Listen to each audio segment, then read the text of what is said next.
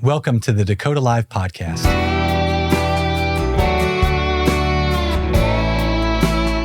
I'm your host, Robert Morier. The goal of this podcast is to help you better know the people behind investment decisions.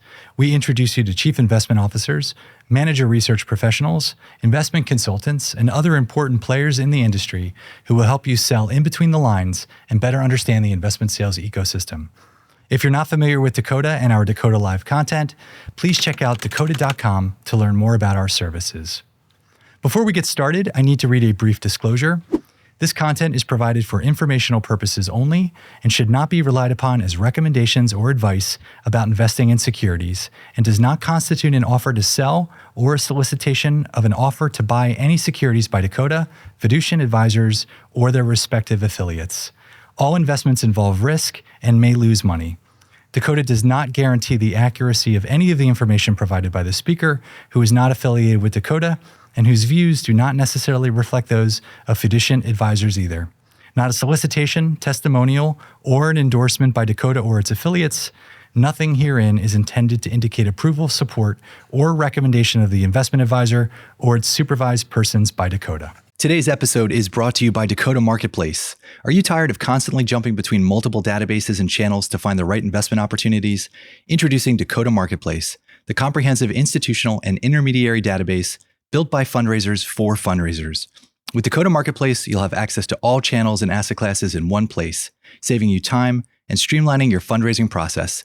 Say goodbye to the frustration of searching through multiple databases and say hello to a seamless and efficient fundraising experience. Sign up now and see the difference Dakota Marketplace can make for you.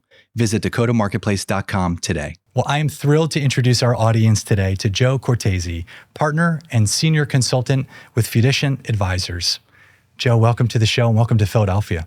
Thanks for having me. Excited to be here. Yeah, I'm excited to have you here. We are always excited to have guests in the studio, so it's wonderful you were able to make it here to be with us. Andrew O'Shea, as always, it's wonderful to see you. Yeah, happy to be here and excited to hear from Joe.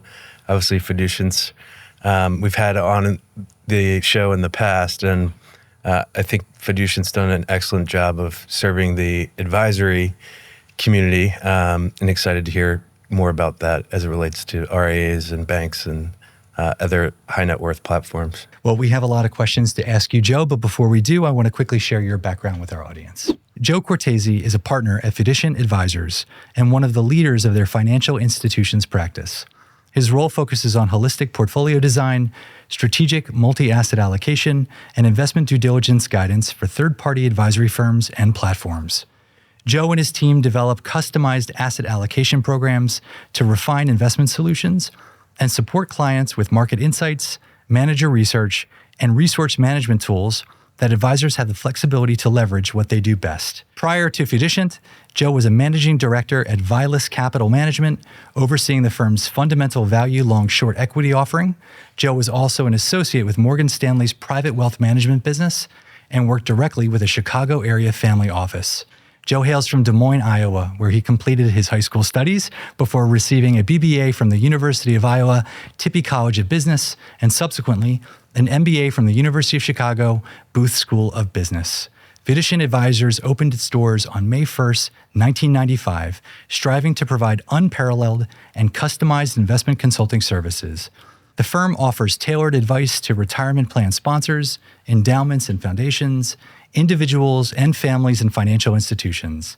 As of December 2023, the firm is responsible for over $309 billion in capital under management. Joe, thank you again for being with us today, and congratulations on all your success. My pleasure. It's been a team effort. Well, good. Well, we usually start these conversations with the beginning. So if we could go back to your undergraduate days, we have a lot of students and educators who tune into the show. How did you find this career path? We're always curious how people find this road to asset management. Well, I didn't start out wanting to go into finance even, let alone investment consulting and the work that I'm doing today. After high school, I honestly really didn't have a clear picture of what I wanted to do. So I went to the University of Iowa and enrolled in the business program, thinking that that was probably a widely applicable course of study to begin with. And I was there in the late 90s, and then the tech bubble burst in 2000. And that's when I got enthralled with the capital markets. I remember sitting in my room at the fraternity house at the time with CNBC on. I've sort of never really paid attention to any of this financial market jargon and things, and seeing just how breathless the commentators were about what was happening. I was hooked. And so from then on, spent a ton of time researching and learning about financial markets and finance. Unfortunately, I was too far along in my undergraduate career to go get a finance major, because I would have had to have stayed another year at the University of Iowa. So finished out the business program and then looked for the first opportunity to get into financial services, which is what led me to Chicago and Morgan Stanley. I'm impressed that you were watching CNBC. I was watching The Matrix. We watched The Matrix too, for sure. I was also at school in the late 90s trying to figure out, watching, as you said, kind of the world imploding. I ended up going to Greenwich Associates, so looking at it from the outside, an off Wall Street job, but interesting to hear your perspective. But you ended up staying in Chicago. I'm sure you've traveled quite a bit over the years. What's kept you loyal to Chicago all this time? Well, first, I think my Midwestern roots, right? Chicago is a wonderful city. It's close enough to Des Moines that I can get back and forth and visit family very easily. It's also, for me, not coming from a big city, very livable. I think if I had tried to go to New York and navigate that sort of environment or something like that, it probably would have been a bit overwhelming for me. So it was a perfect fit. And then also, a number of the friends that I made while I was at Iowa in undergrad were from the Chicagoland area. So that's kind of how I got introduced to the city, was through those friends, and just kind of fell in love with Chicago and everything it had to offer through visits with them, and taking in all the city had to offer. What interested you in that first role with Morgan Stanley? Well, really, it was just an opportunity to get into financial services. I took a job at the bottom of the totem pole as a client service associate. So I came in, not having a ton of knowledge, frankly, but I think a pretty good attitude and willingness to learn and work hard, and started opening accounts, moving money around, placing trades, all of those sorts of things.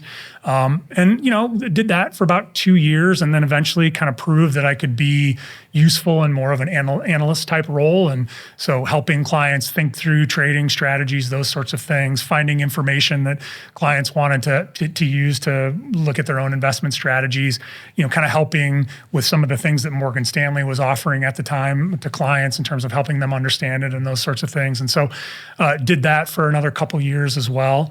And then one of the families that we were working with at the Morgan Stanley office hired me away to go work directly for them. So that was a very unique experience. I had gotten to know the family really well, and particularly executing a lot of trades for them on a liquid portion of their portfolio. And so they said, hey, we're on the phone with you all day long. Why don't you just come on over and work with us directly? And so I gave that some thought and decided to give that a try. That was about 2007. So I left to go work with the family office, kind of started in that role. And then obviously the financial crisis hit, and the family started experiencing some difficulties with other investments that they had as a result of what was going on with the greater financial crisis. And so it was pretty clear that what I had signed up to do wasn't going to kind of work out with them. And so that's when I started looking around for other opportunities, and was fortunate enough to find, at the time, DeMayo Schneider, which was the name of our firm when it was originally founded by Bob DeMayo and Bill Schneider. And so joined DeMayo Schneider in 2008. And was at DeMayo for about 6.5 years-ish. And then during that time, also did the MBA, started the MBA at University of Chicago Booth, and subsequently completed that. And through that program, I was introduced to another gentleman who was a Booth graduate, who had had a really successful asset management career, had run a couple funds, both equity and fixed income, did that, sold that business, and then wanted to sort of do a second act in the hedge fund space. And so he was working on a long short deep value equity strategy based on Chicago Booth research and Chicago Booth value methodology. And so got to know him really well, and he invited me to come and join him. And so I left at the time DeMayo Schneider to go work with him. It was really hard to raise assets in a deep value long short equity strategy in 2015. So a little harder than I anticipated. We can get into it, but that ultimately led me back to DeMayo Schneider again at the time. And I've been there ever since, through the transition to Fiducient, and here we are today. That's great. Thank you for sharing all that. It's unique that you've had that family office experience. I think a lot of our listeners really try to understand how family offices allocate assets, whether it's capital preservation or growth, depending on what the family's goals are. What experiences did you take away from that time working for a family office? I think the most impactful bit of the experience that I took away from that was that families can be very volatile. It's not like working with an organization. You're dealing with. I have daughters, and you have children. Yeah, exactly. We all have families, right? So then you mix the business side with the family side, and what can be tremendous amounts of wealth and all of the considerations that go along with that, and it can present its own obviously rewards, but then obviously challenges, particularly when things get difficult with financial markets and those sorts of things. But I've worked with a number of family offices throughout my career, not only the one that I worked with directly. And I would just say, the industry trite joke is that if you've worked with one family office, you've worked with one family office. And it truly is that. They are all unique because families are unique. And so in that environment, it really is important, obviously, to really understand what the family, the background, the history, what the family's trying to achieve, the family dynamics, and what they're trying to achieve going forward, and you really become a sort of a member of that close group of folks that manage what can be large pools of capital. And what was it about DeMayo, now Fiducient, that attracted you to go back to the firm? Because I also think that it's unique and also says something about the business, that you wanted to go back. You wanted to go back to the colleagues and go back to the business. So it's also been through an evolution over the last several years. But what were the attributes of the firm that really attracted you to the role and keep you engaged? Yeah, so it kind of goes back to before I left initially. I'd grown up in the private wealth business, and that's the work that I joined Fiducient originally to work in what we call the wealth office, which is the private client consulting practice. And so I was working with family offices, ultra high net worth individuals, and a couple of other institutional nonprofit clients. But in addition to that, and this is kind of the origin story of the outsourcing practice, kind of all weaves together a little bit. In addition to that, just organically, we would be approached by other financial advisory firms, and they would ask for our help. The original story is, one of our founders, Bob DeMayo, he was overseeing a university endowment portfolio, and there was a trustee on the investment committee for this endowment. And the trustee came to Bob one day after the meeting and said, "Hey, Bob, love what you're doing for the endowment. I have a wealth management business. Can you help me?" This is 2 years into the founding of the firm. And so Bob was like, "Of course we can help you," not really understanding what that meant. And then every couple years, we would be approached by another financial advisory firm of various ilks, like a bank trust company, a multifamily office, and they would ask for our help.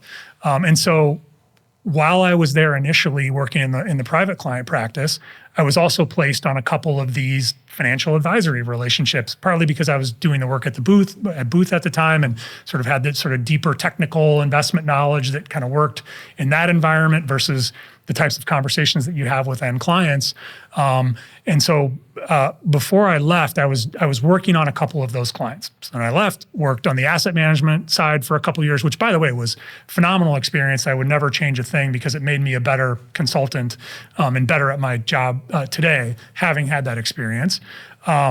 But then keeping in touch with some of my colleagues at Fiducient and just talking about, hey, this is really difficult. We're not having the success we thought we would have. And it was sort of like, well, we're thinking about formalizing this practice where we work with other advisory firms, and you were doing some of that work before you left, would you consider perhaps coming back and working in that business? And so that's what ultimately led me back to Fiducient, and now where I spend 90% of my time in the outsourcing practice today. That's great. Thank you for sharing all of that. So tell us a little bit about where the team sits in the organization and how it's structured. The firm structure is probably the best place to start, and the way we describe it is we have 4 lines of business, and I say 3 of those are B2C businesses, direct end client businesses where we're overseeing assets for the end client.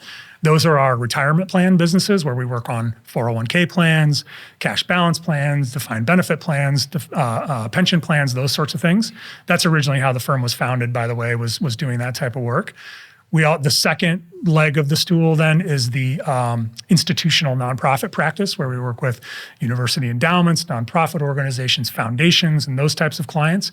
And then the third leg of the stool on the B2C business side is the private client practice, where we're working with family offices and ultra high net worth investors. And then the fourth business unit is the outsourcing practice, which is what I talked about in terms of the outgrowth, really organically, of those other 3 lines of business.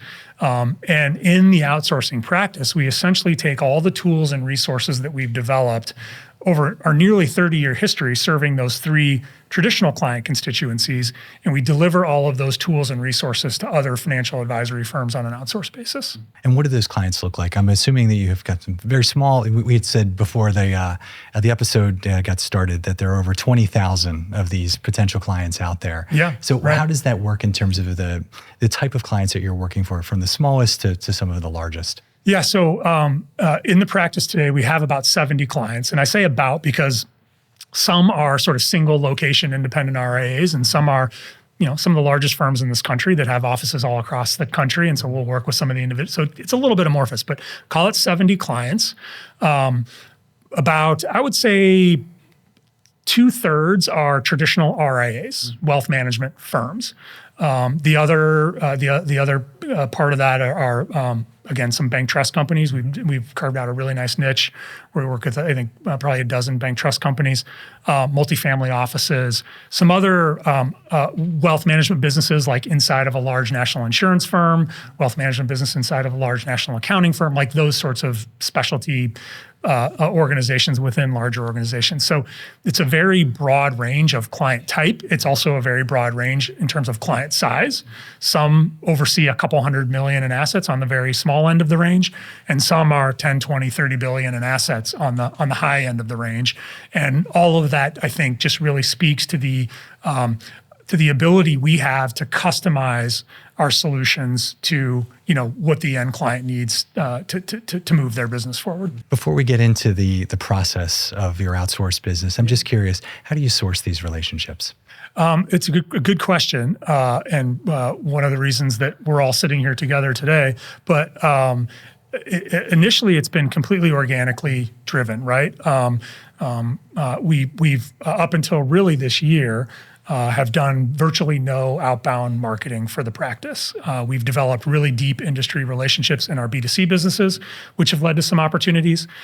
We've also developed really deep relationships within the asset management community, within the custodial community, and they'll just, if they're working with a firm that says, hey, I need some help with whatever it may be, and it's something that firm isn't providing, they'll say, hey, you know what, you should contact Fiducient. I know they have this outsourcing business. I've heard that they do this type of work. And so up until really this year, that's how the practice grew. We've now embarked on some outbound business development activities, utilizing the Dakota marketplace and things like that as well, partnering with Dakota, which has been fantastic.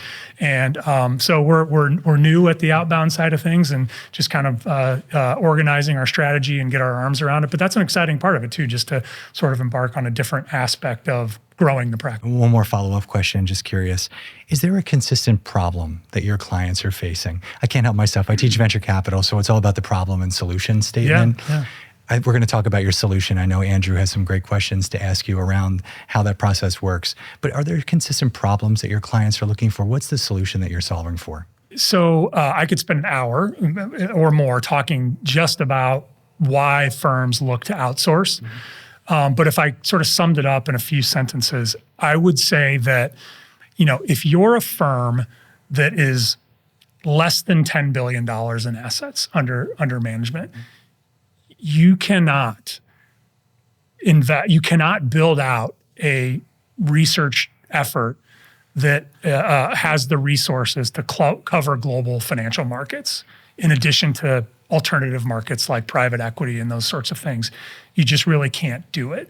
And if you want to compete with the largest firms out there, you have to find a solution.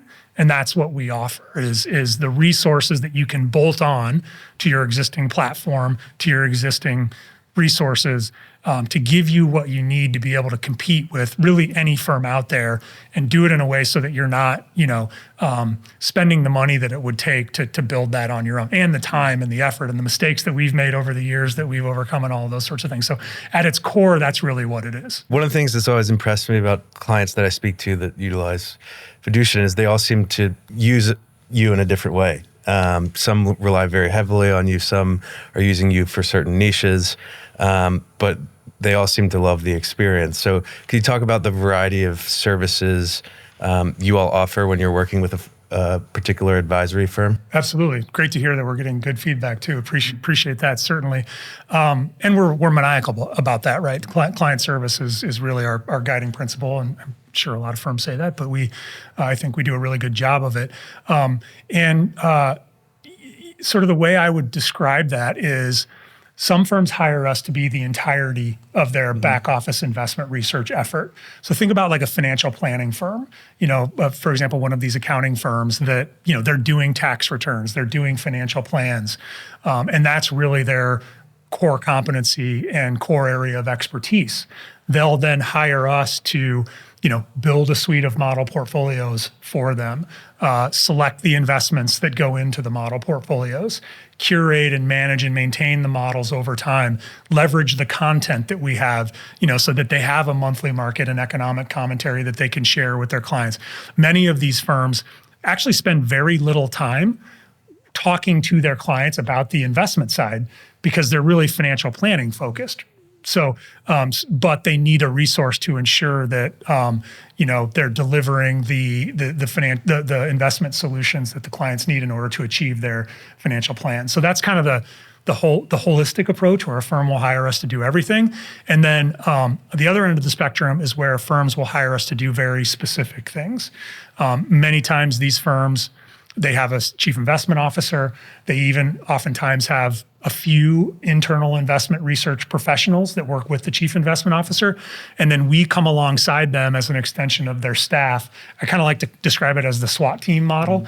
And the example that I give is, let's say you're a very large firm, but for whatever reason, one of the offices needs a new small cap value manager.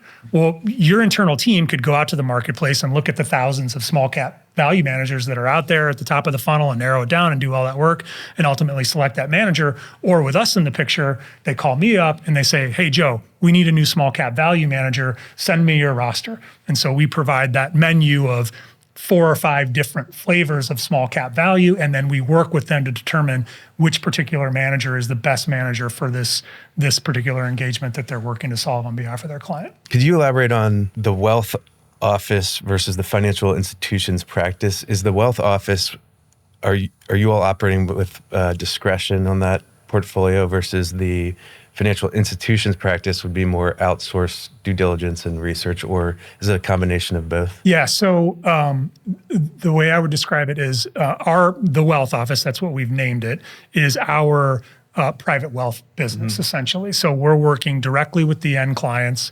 We're overseeing their portfolios, their pools of capital. We're designing the asset allocations. We're doing all the investment selection work. We're reporting on the portfolio's performance over time. So your traditional sort of private wealth business. That's what the wealth office is.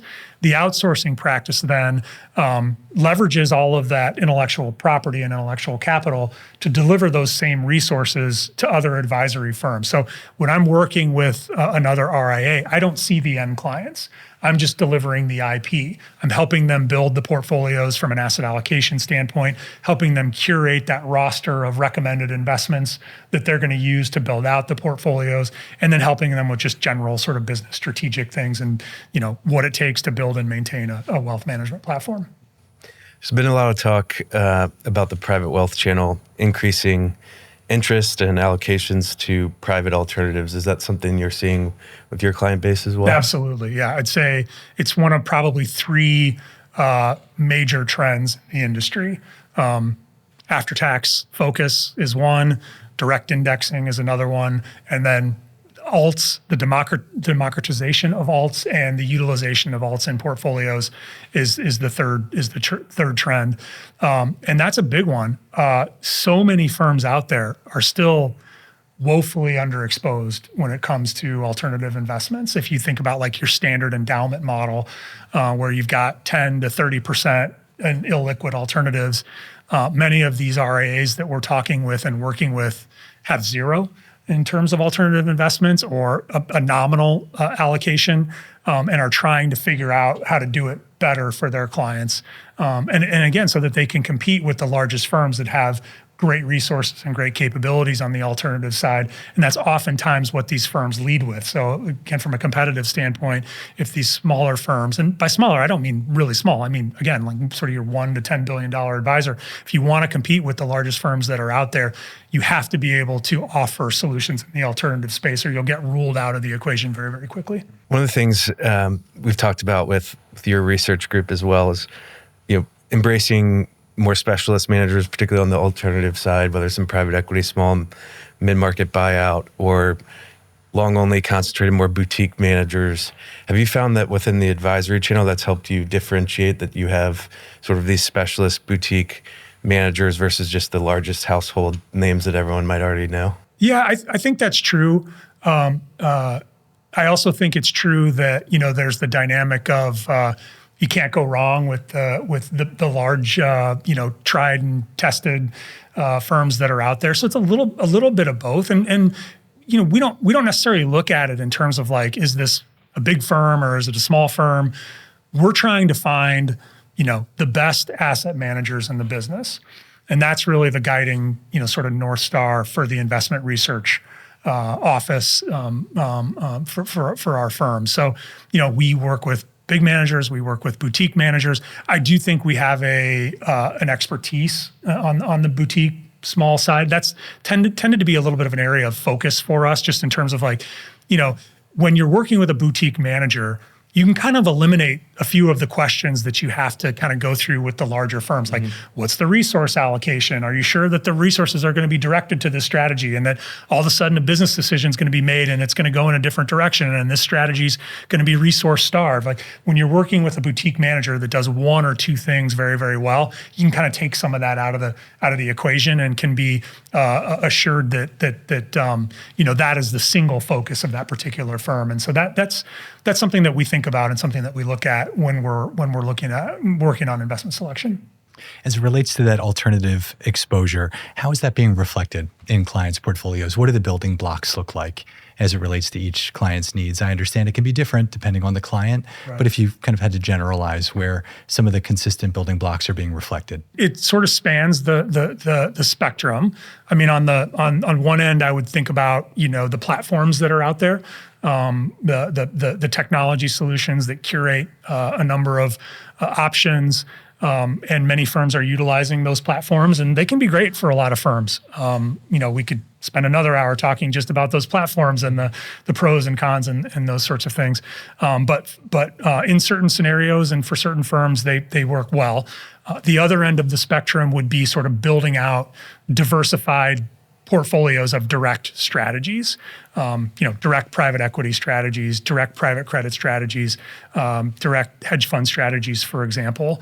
And so it kind of depends on the firm and really the client base of the firm. One of the things when we start to go down this path with an advisor, we'll talk about, okay, do you know how many QP clients you have? And it's funny that a lot of them have never sort of even thought about that, haven't looked at their book like that. So how many QP clients do you have? What would be your annual demand in terms of dollars that you would need to put to work in alternatives? What do you have on the accredited investor side? What would be the demand on the AI side that you would need to put to work? So just kind of taking firms through that really basic, high level client demographic segmentation is a start, and then from there figuring out, okay, what's going to work best in this environment, in these scenarios. Are we focused more on the AI side? Are we focused more on the QP side? Are we looking at potentially some solutions that exist on the platforms? Are we going to be building out diversified direct portfolios? And then from there, we'll identify the solutions that would work best for the advisor and their end clients. Are there any solutions that are being reflected in your clients' portfolios that may not be reflected in what your competitors are recommending? You could ask that as well in regard to maybe a contrarian position that you are thinking about. Sure. But something maybe that's differentiating you today.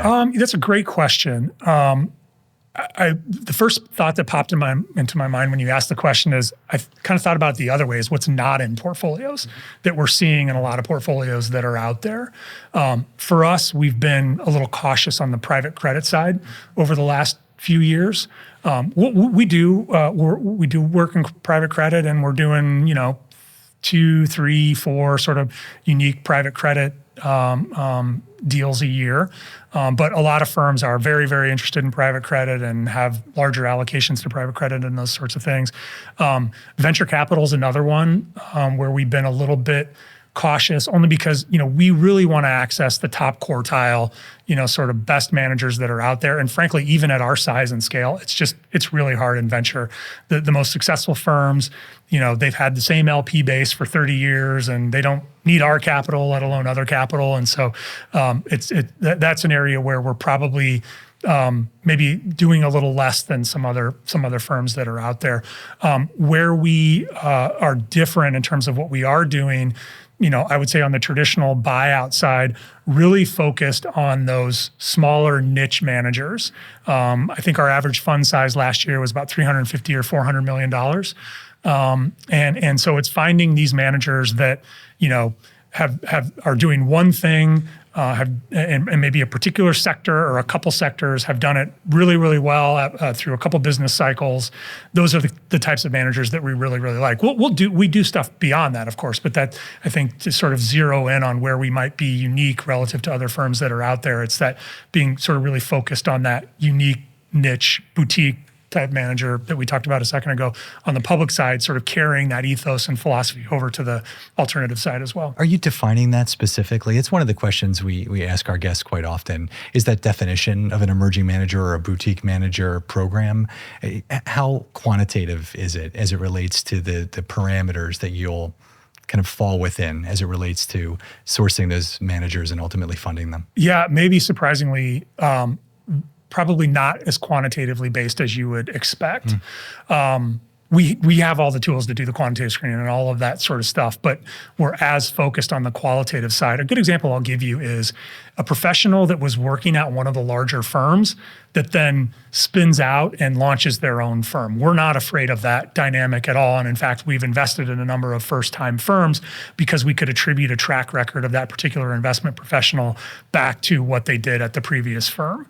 Other unique situations have been born out of, there was a family office with a very large operating company that started to make direct investments and then was approached by other families that wanted to invest alongside of them and said, we have this operating business, but now we also have this asset management business. So let's formalize this. And we were in fund one with a family like that, for example, that had set up this asset management business. So it's less driven by, sort of screening and looking for things like that, and more driven by the qualitative aspects of just identifying these types of managers. And then the question is, well, how do you do that? And it's really boots on the ground. I mean, we have a team of 5 folks that focus on private markets all day, every day. And they're a lot of their time goes into just building relationships and finding these sort of opportunities that don't exist on the platforms and that don't exist in the wirehouse environments and those sorts of things. I was going to spare you of a question on artificial intelligence, but I'll ask you it in the sense of tools and services that clients are currently looking for outside of the due diligence support. Yeah, it's interesting. Obviously, artificial intelligence, a very hot topic, not only on the investment side, but then also on the business side. We certainly spending a fair amount of time there in our business and figuring out how to leverage AI tools and those sorts of things just to increase productivity. I'll give you a good example. We started working with an AI tool that will sort of sit in the background when we're having a meeting with a client, and then we'll summarize the entire meeting and then also summarize the action items that came out of that meeting, so that you're not trying to furiously take notes as you're talking or the other person's talking, and then you forget something. Say it's about 85% accurate. It comes up with some interesting things every once in a while, but just that the productivity increase in that alone has been phenomenal. And then we have we call it the application development team, I think is their name, the technology team that focuses on rolling those sorts of tools out. I'll tell you what I would love. I would love to be able to utilize artificial intelligence tools to kind of scan the universe of investments that are out there and if I could go to any asset management strategy and get a summary of what's helped and what's hurt that manager from a dispersion standpoint, and have an AI tool do that very, very quickly, that would be amazing. Not there yet, but we're having those discussions internally. We talked a little bit about the industry. There have been a lot of changes going on, particularly a lot of acquisitions and consolidation among your potential clients. So how are you all seeing that development in the industry? And maybe a little bit of a look ahead, if you could think about the next 5 to 10 years. Yeah. How do you see the firm, either capitalizing or just monitoring the situation? Yeah, it's a huge force in the industry right now. And I tend to think we're still in the fairly early stages, call it sort of third inning. And the reason I say that is because I think you mentioned it, there's still 20,000 independent registered investment advisors in this country, 20,000 unique independent registered investment advisors in this country.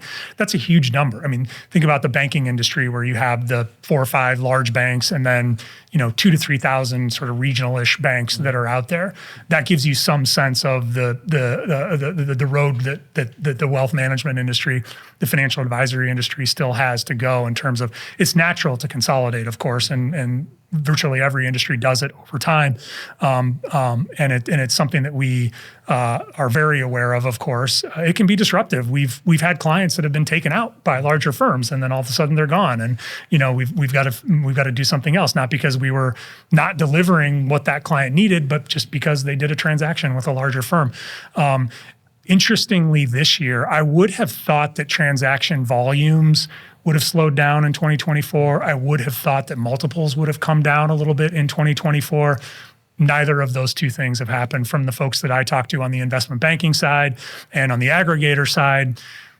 In fact, an investment banker I was speaking to a couple of weeks ago at a conference, he told me that first quarter 2024 will be the largest in terms of deal volume, number of transactions that have taken place yet in this cycle. That really surprised me. Given where interest rates are today and how far they've risen, and just the change in the capital backdrop and those sorts of things. Again, I would have thought that this train would have slowed down a little bit, but it hasn't, and it's continuing on, and so it's something that we're continuing to pay very close attention to. I think it would be interesting to hear. I know you have a lot of different clients in very different situations, but are there themes that are popping up, that you're seeing, whether it's people asking about international equity or fixed income? Is there a theme, or is it just idiosyncratic to the client? Yeah, there are a few themes. We talked about the alternative investment theme that continues to be, again, one of the 3 major themes that I see out there.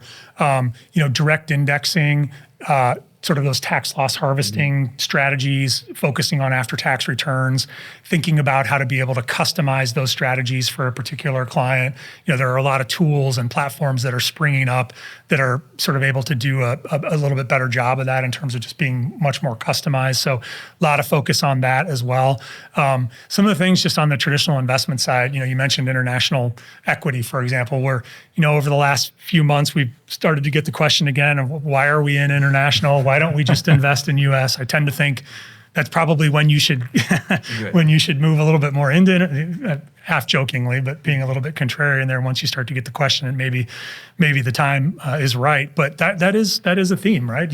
People look at AI and people look at these secular themes that are taking place, and they say, well, the U.S. is going to continue to lead. We've led for the last 14 years coming out of the financial crisis, and with the innovation that's taking place in the U.S., we're going to continue to lead. So why should we own anything outside of the U.S.? And the answer to that is the same answer that we've heard through time, is that first of all, valuations are compelling outside of the U.S., and there are great companies outside of the U.S. No doubt there are problems outside of the U.S. There are also problems that we are facing on a daily basis, right? So, we're going to continue to maintain that broadly diversified stance. We're going to try to get it correct in terms of the allocation of U.S. versus non-U.S. and those sorts of things. But that's something that's popped up recently. Obviously, the interest rate environment, firms are looking at, should we extend duration now? How far should we go?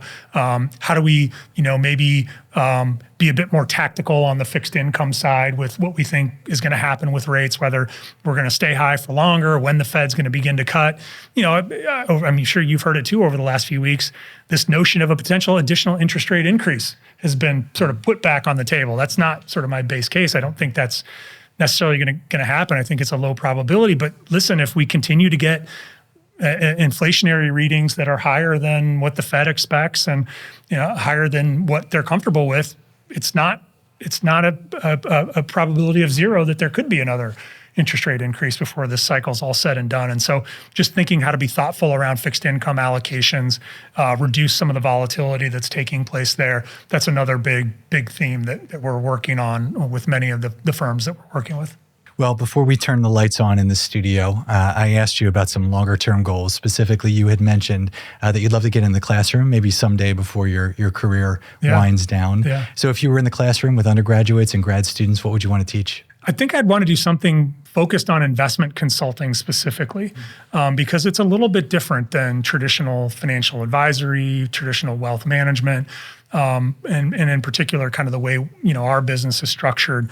What we try to do is sort of sit in the middle of everything and offer that objective lens, that objective viewpoint. Now, there's no way to filter out all sort of potential conflicts or perceptions of conflicts and those sorts of things. But, our firm in particular, we don't have any asset management products. So I do think it gives us a unique lens with which to view the industry. And so talking to students and folks that would potentially want to get into the industry just about, how that's one of the things that led me to Fiducient, coming from the wirehouse environment where, there's an orientation around product, and those are great platforms, and they'll always be there, and there are folks that need those platforms.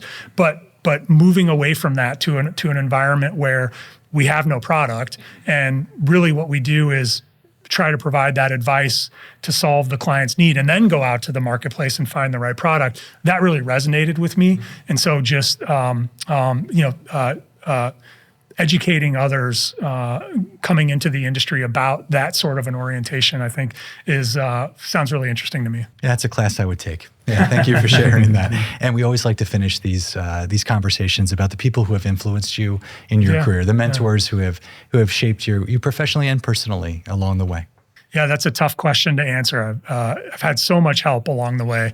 I've been extremely fortunate to work with amazing people, work in amazing firms, including Fiducient, where I am today and hope to be for the rest of my career. And so I would just say it's hard to boil it down to any one or two people. I mean, the colleagues that I work closely with today obviously have a big impact on me and how I'm working with clients and how I'm working within our firm. And so that's very important. But just I try to be intellectually curious all the time. And I try to take away, bad or good, something from every interaction that I have with folks that are out there that I'm working with. And so, yeah, it's a really tough question for me to answer, to narrow it down to kind of one or two people outside of my folks. Obviously, were had a huge impact on me. Both attorneys back in Des Moines, Iowa, just their work ethic. Being third generation Americans, and sort of that whole dynamic, and the first people in their families to go to graduate school, for example, was something that kind of propelled me as well. So it's a very tough question for me to answer. I would just say that I try to be thoughtful about everyone that I'm meeting and working with, and learning from everyone along the way. Well, you answered it very well. Thank you for sharing that. Thank you for being here today. We greatly appreciate you being in Philadelphia, answering our questions. It's highly valuable for us, our audience, and anyone just tuning in. So thank you. Thank you. Thanks for having me. This is a lot of fun. If you want to learn more about Joe and Fiducient Advisors, please visit their website at www.fiducientadvisors.com. You can find this episode and past episodes on Spotify, Apple, or your favorite podcast platform. We are also available on YouTube if you prefer to watch while you listen. If you'd like to catch up on past episodes, check out our website at dakota.com. Finally, if you like what you're seeing and hearing, please be sure to like, follow, and share these episodes. We welcome your feedback as well. Joe, thank you again for being here. Andrew, thank you as always. And to our audience, thank you for investing your time with Dakota. Don't say goodbye.